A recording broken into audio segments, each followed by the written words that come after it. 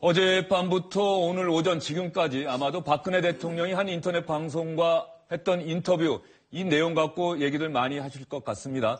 어떤 내용을 어떻게 얘기했는지, 박근혜 대통령이 이 인터뷰를 한 의도가 무엇인지 여러분께 정확하게 자세하게 분석해 드리도록 하겠습니다.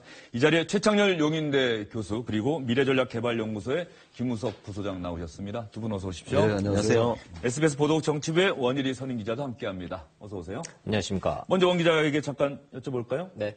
이 인터뷰 어떻게 성사된 겁니까? 변호인단이 주선했다 그러죠.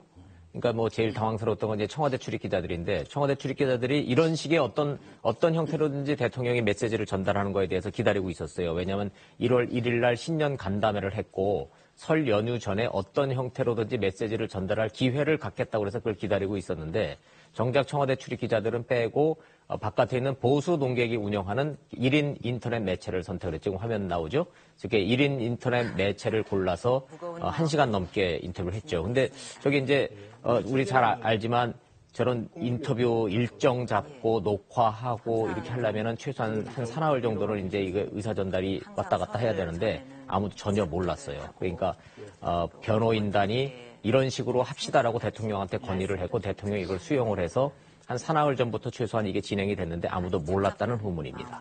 최순실 씨 국정농단 사태 그리고 박근혜 대통령에 대한 국회의 탄핵소추안 가결, 그래서 대통령으로서의 직무, 권한 행사가 정지된 지금의 상황과 관련해서 박근혜 대통령이 아마 가장 하고 싶었던 말이 무엇이었을까 생각을 해봤습니다. 그래서 어제 인터뷰 내용 가운데 박근혜 대통령의 의중이 가장 많이 담겨있는 부분을 저희가 한번 요약해서 정리를 해봤습니다.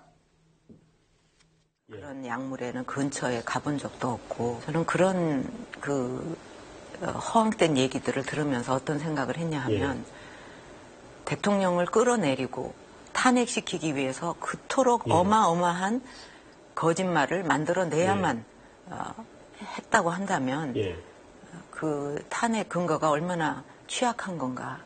그동안 쭉 이렇게 뭔가 진행 과정을 이렇게 좀 추적을 해보고 이렇게 보면 그렇게 좀 뭔가 오래전부터 기획된 것이 아닌가 하는 그런 느낌도 지울 수가 없어요. 솔직한 심정. 그건 뭐 지금 말씀드리기 좀 그렇죠. 느끼시는 어떤 구체적인 인물은 있긴 있군요. 하여튼 뭔가 이거는 그냥 우발적으로 된 건 아니라는 그런 느낌은 갖고 있어요. 광우병 또 이번에 이제 이 사태 그 두 가지가 근거가 약했다는 점에서 서로 유사한 점이 있다 이렇게 느끼고 있습니다.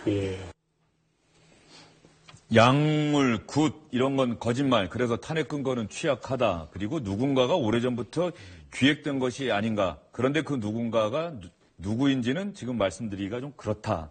그리고 광우병 때의 촛불 집회와 이번 촛불 집회 근거가 약했다는 점에서 유사점이 있다. 박근혜 대통령의 말을 우리 최 교수님 어떻게 평가하십니까? 전체적으로 탄핵에 관련된 여러 가지 근거들을 부인하는 걸로 비칠 수밖에 없죠. 그리고 이제 특검의 수사도 전면적으로 부인하는 것 같아요. 지금 이제 구판 얘기도 나오고 지금 방금 화면에서 보셨다시피 향정에서 의약품 얘기 나왔는데 이러한 것들은 지금 특검이나 탄핵 사유가 전혀 아니에요. 특검에서 수사한 부분도 아니고 단지 이제 한간에 소문으로 많이 떠돌았던 건 사실이죠. 이런 부분들에 대해서 이게 마치 탄핵 사유의 본질이냐 그리고 특검 수사의 마치 이게 핵심이냐 얘기하는 것 같아요. 전 전반적으로 이 전체적으로 볼 때 지금 설이 내일부터 연휴잖아요. 이 설을 대단히 의식한 그 사전 기획이라고 지금 대통령이 말씀하셨는데 전 이거야말로 사전에 상당히 잘 조율되고 잘 짜여진 각본에 의한 인터뷰다라고 보여지는데 전 뭐 기자는 아닙니다만 인터뷰를 이렇게 하는 인터뷰 전 잘 못 봤어요. 인터뷰라는 것은 어쨌든 상대방 얘기를 합리화시키거나 아니면 그것을 이제 국민들에게 알게 하든 간에 뭔가 근거를 가지고 조목조목 따져 들어가는 거 아니에요? 거기에 대해서 논리적으로 반박하고 또 얘기하고 이런 게 인터뷰라고 저는 알고 있는데 어제 그 동영상을 제가 다 읽어봤고 다 보고 그랬어요. 그랬는데 이건 인터뷰라기보다는 어떠한 특정한 목적을 가지고 그 의도성을 가지고 말이죠. 대답을 유도하기 위한 하나의 우군끼리의 잘 짜여진 각본에 의한 어떤 유도신문 같은 느낌을 받았어요, 저는. 그래서 이걸 과연 인터뷰라고 칭해야 되는 것인지, 그러다 보니까 이게 사전에 조율되고 의도된 기획이 아니냐라는 그런 비판이 나오는 거고요.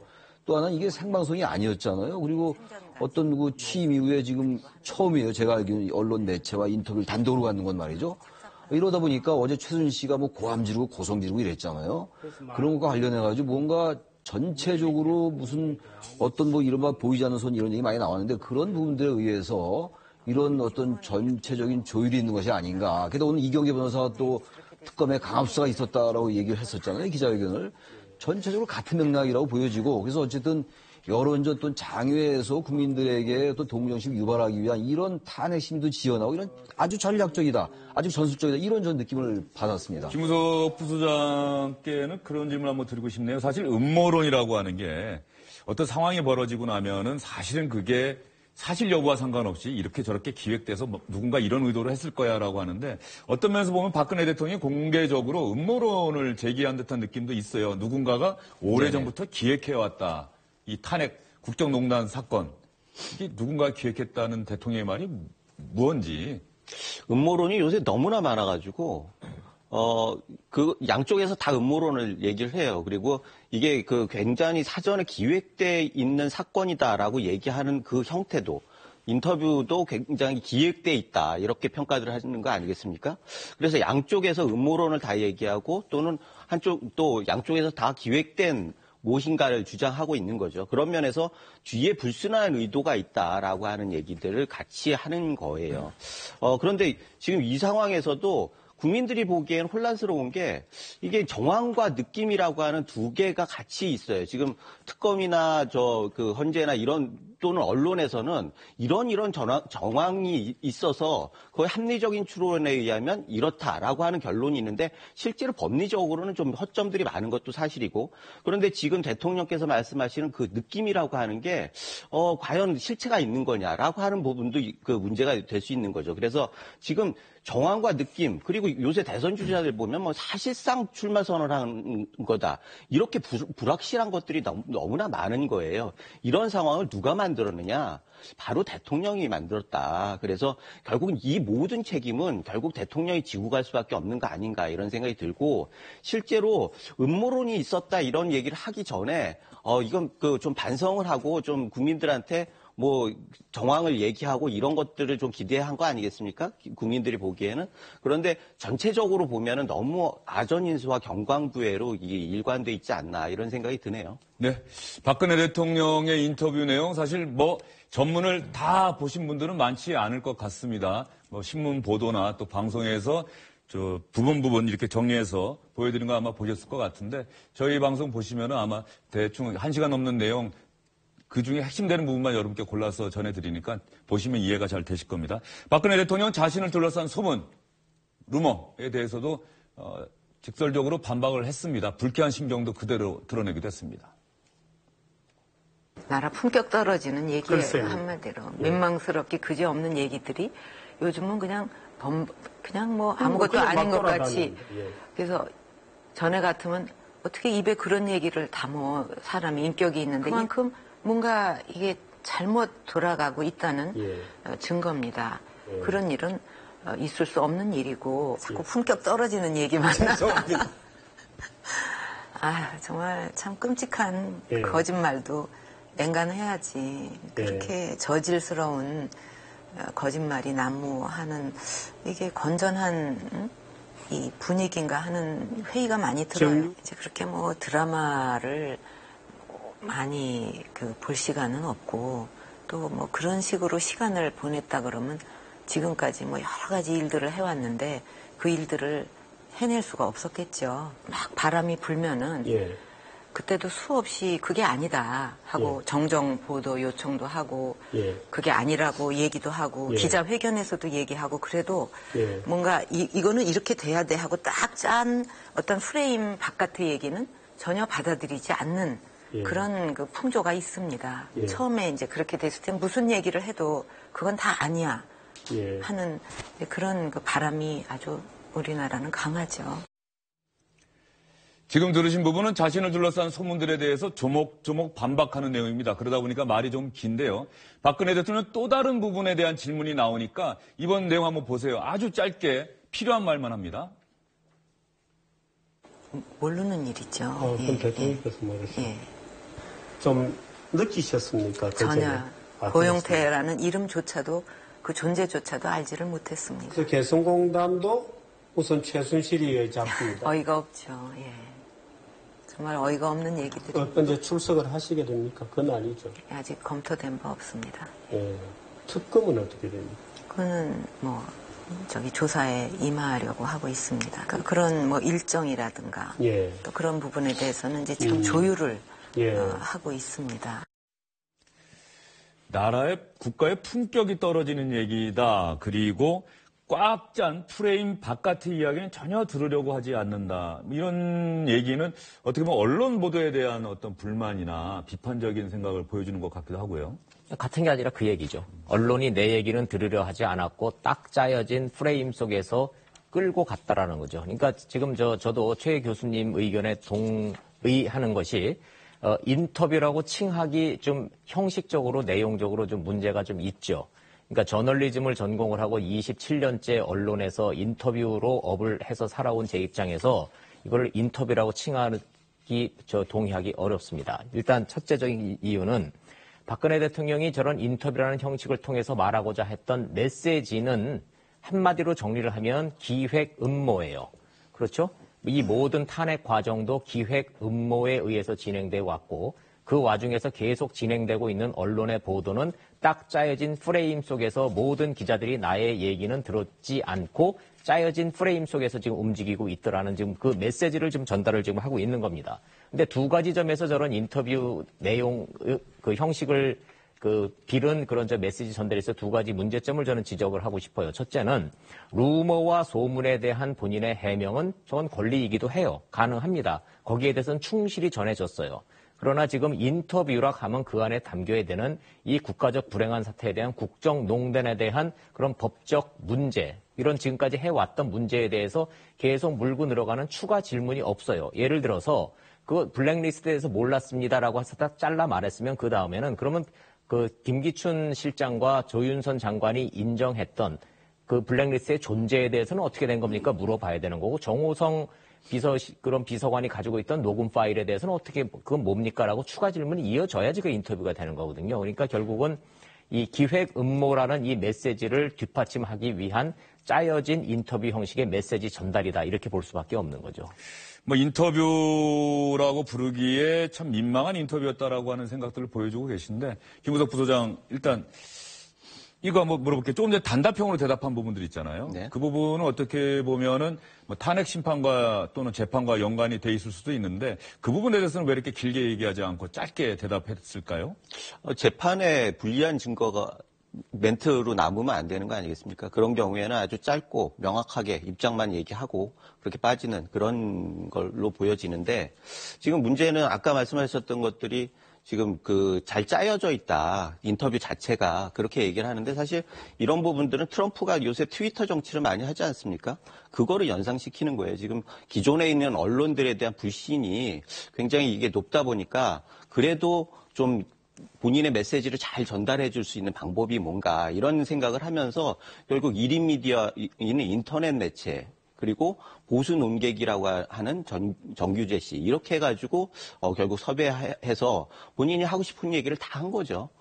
그런데 저 부분에 대해서 지난번에 1월 1일 날 했을 때는 많은 기자들 앞에서 했단 말이죠. 그런데 거기에 대해서 사람들이 계속 딴 얘기들을 하니까, 문제 제기도 하고, 그러니까 거기에 대해서 그런 방식은 이제 합당치 않다. 그래서 좀 1인 미디어의 그런 방향으로 이렇게 방향을 튼 거다, 이런 생각이 들고요. 그런 면에서는 어느 정도 굉장히 전략적이고 잘 정제되어 있는 방향으로 나아가고 있는 거 아닌가, 이런 생각이 듭니다. 지금 세 분 말씀 듣다 보니까는 사실 박근혜 대통령이 이런 식의 특정 언론과 인터뷰라는 것 자체가 취임 후 처음이다.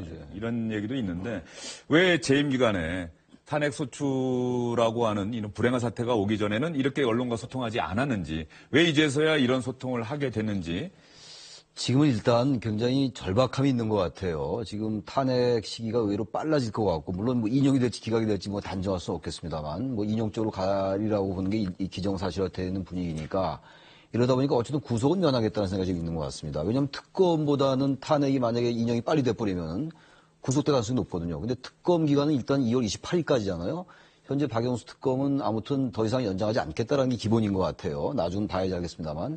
그러니까 일단 구속은 면하겠다는 절박함이 묻어 있는 것이고, 또 하나는 물론 저의 추론이긴 합니다. 합리적인 추론이라고 말씀드리는 건데, 또 하나 문제는 이대로 물러날 수 없다, 이대로 쫓겨날 수 없다라는 이런 게 깔려 있다고 봅니다. 그러다 보니까 지금 탄핵 사유라는 게 몇 개 있잖아요. 국민주권, 뭐 법치주의 위반, 그다음에 생명권 보호 의무 위반 이런 거 있잖아요. 이런 것들에 대해서 정규재 그 주필 그분이 물어보고 이래야 되는 건데 그런 얘기 전혀 안 했어요. 아까도 말씀드렸다시피 구판, 뭐 정윤의 미래 이런 거 그냥 한간의 소문이었어요. 물론 그런 거 얘기할 수 있는 거죠. 그렇다면 저는 정규재 주필 이분이 정말 기자로서의 어떤 그런 소임을 가지고 질문을 한 것인지 뭐 제가 알 수는 없겠습니다만 대단히 부적절하다. 질문의 방식, 내용, 형식 이런 것들이 다 부적절한 것이고 적어도 대통령이 이런 그야말로 미중의 사태에 직면해서 얘기한다면은 그런 것들에 대해서 나름의 조목조목 반박할 건 반박하고 이렇게 갔어야 되는 거 아니겠어요? 대신 거기에 대한 그 찬반 유무 주장 반박은 할 수 있는 것이고 나중에. 그러나 지금 어제의 이 인터뷰 내용은 보셔서 아시겠습니다만 전체적으로 너무나 짜여진 각본이에요. 이런 것들은 오히려 국민들에게 여론을 더 환기시키고 동정을 사기커녕 전 재판에도 불리하고 여러 가지로 박 대통령 자체에도 불리할 수밖에 없다라고 좀 보여집니다.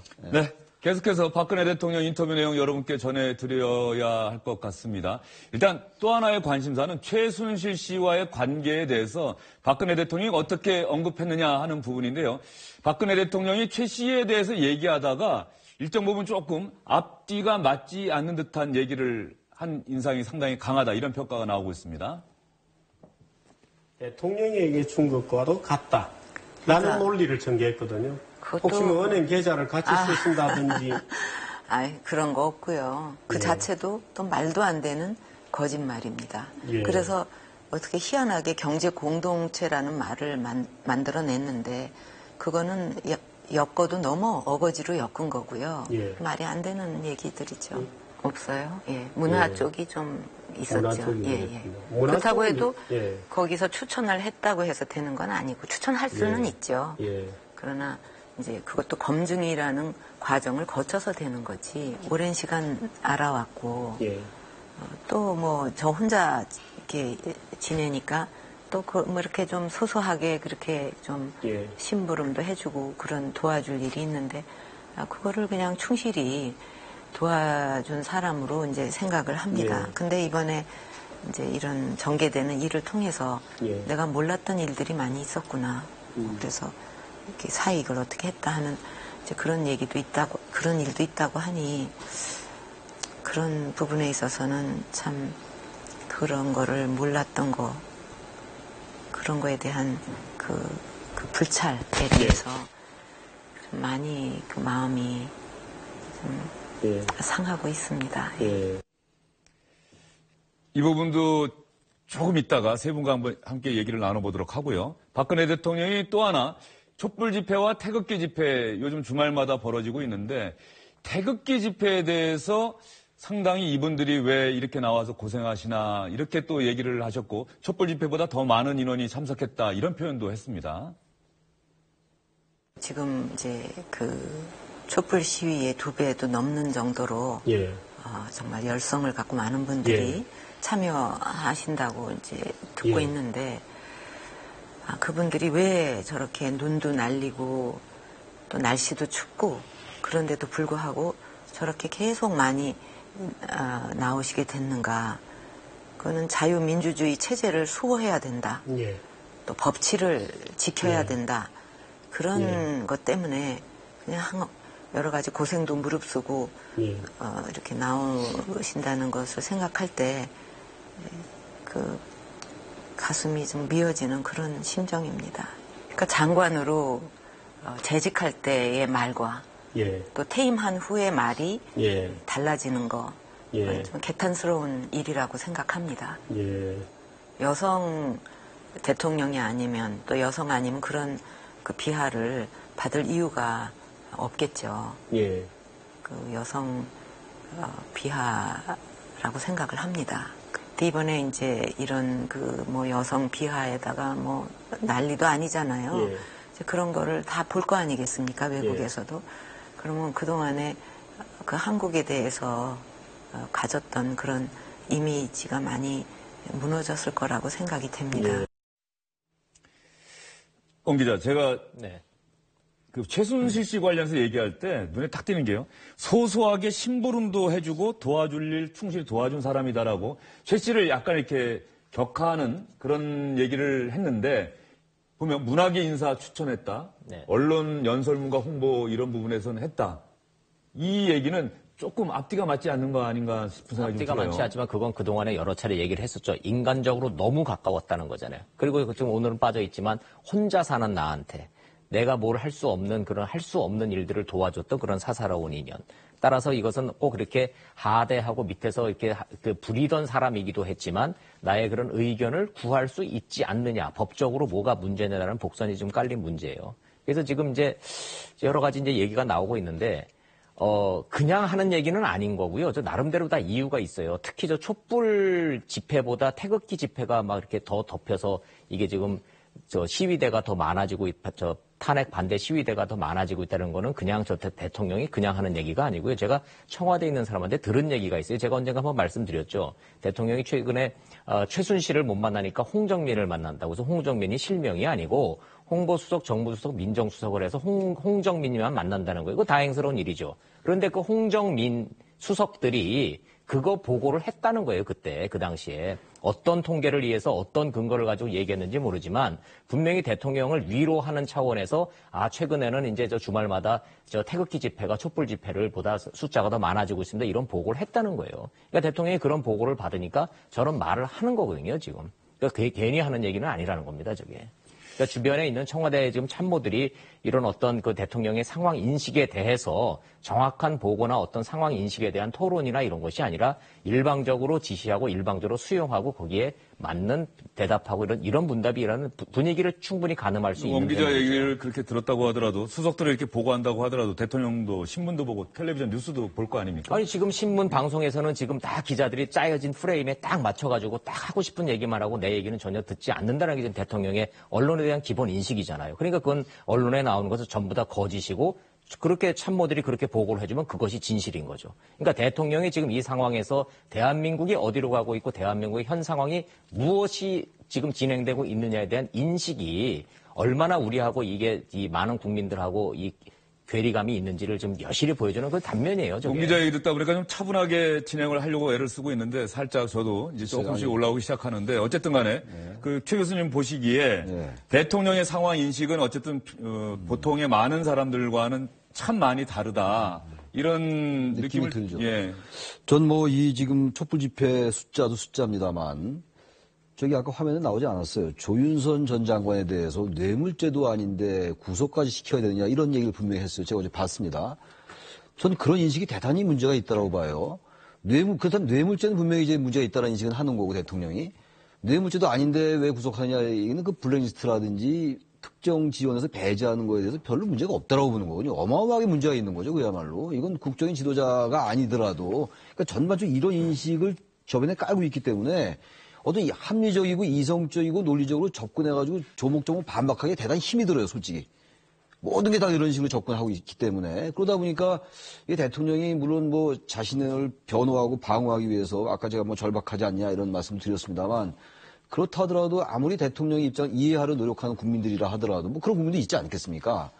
저런 말을 보고 과연 대통령을 지지할까? 그리고 최근에 뭐 맞불 집회, 이른바 태극기 집회의 숫자가 늘어나서 뭔가 여론의 반전을 기대하는 것 같긴 한데 저는 잘못 생각하는 것 같아요. 우리 국민들의 수준이 그렇게 낮지 않습니다. 아무리 지지층을 결집하려는 뭐 그런 정치적 의도가 있다 하더라도 저는 이런 뭐 정규제 주표도 마찬가지고 이 인터뷰를 보고 이 발언을 보고 이 내용을 보고 누가 과연 얼마나 수긍을 할 것이냐. 물론 5천만 국민이 다 부인하지 않겠습니다만 저는 이런 데 대해서 의문을 지적하지 않을 수가 없어요. 지금 말씀들 하시는 거 들어보면은 박근혜 대통령이 특정 언론을 골라서 이렇게 1시간 동안 딱 할 게 아니라 이른바 기사가 좀 나왔었죠. 청와대 출입 기자들과 끝장 토론하는 것 아니냐. 뭐 그런 가능성 검토하고 있다라고 하는데 5시간이 됐든 하루 종일이 됐든 청와대 출입 기자들과 오히려 했었으면 그래서 이런 얘기를 했다고 한다면 조금 다르지 않았을까 하는 생각도 들고요. 기본적으로 인터뷰 내용에서 나오고 여러 가지 그 근거들이 있는데 언론에 대해서 굉장히 피해의식을 가지고 있는 게 사실인 것 같습니다.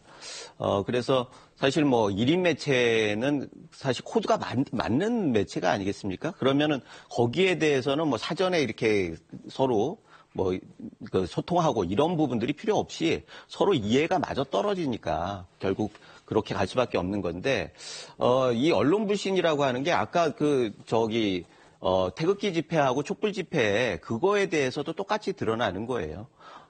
태극기 집회에 대해서 사람들이 얘기하기를 저도 지난번에 한번 가봤어요.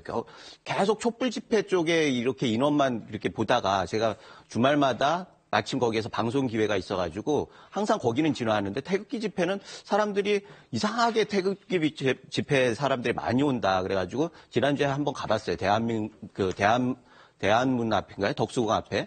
그런데 싹 들어가서 보면은 그 태극기가 이게 부피도 크고 그래가지고 싹 들어가 있으면 사람들이 얼마나 많은지를 알 수가 없어요. 그런 상황에서 들어가 있는 사람들은 그걸 판단하기가 굉장히 어려운 거고, 그리고 객관적으로 누가 평가를 해주느냐. 경찰에서는 추사안을 안 하겠다고 발표를 하지 않았습니까? 게다가 언론에 대해서 불신이 커지고 이런 상황에서 과연 그런 올바른 인식이 가능했겠느냐 그런 생각이 들고, 두 번째는 아까 그 최순실 씨의 인사 추천만 받고 검증은 또 다른 데서 했다. 그런데 사실 본질적인 문제는, 이번 사태의 본질적인 문제는 대통령이 인사권을 제대로 활용하지 못했다라는 거기에서 나온 거 아니겠습니까? 그런 면에 있어서는 역시 인사 부분에 대해서는 꼭 최순실이 아니라 많은 그 조언을 들어야겠지만 그것이 제대로 작동하지 않았기 때문에 대통령 위기가 온 거 아닌가 이런 생각이 드네요. 네, 박근혜 대통령의 이번 인터뷰와 관련해서 새누리당 정우택 원내대표조차도 이렇게 얘기를 했네요. 합리적이지 못하고 적절하지 못한 인터뷰였다. 민심과 동떨어진 언급이어서 좋은 반응을 얻지 못했다. 새누리당조차 비판적인 입장을 보였던 박근혜 대통령의 인터뷰 내용 여러분께 집중적으로 전해드렸습니다. 세 분 수고 많이 하셨습니다.